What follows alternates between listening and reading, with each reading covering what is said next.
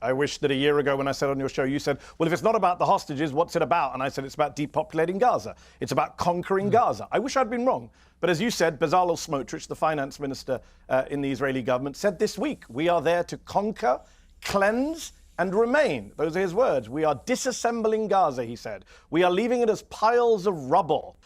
He says, we're doing something that no one's done in the world before. He bragged out loud, and he said, yes, the Gazans will have to leave. So all of those things are stuff some of us were saying last year. I wish we hadn't been vindicated in this horrific way. The killing is ongoing. The starvation is ongoing.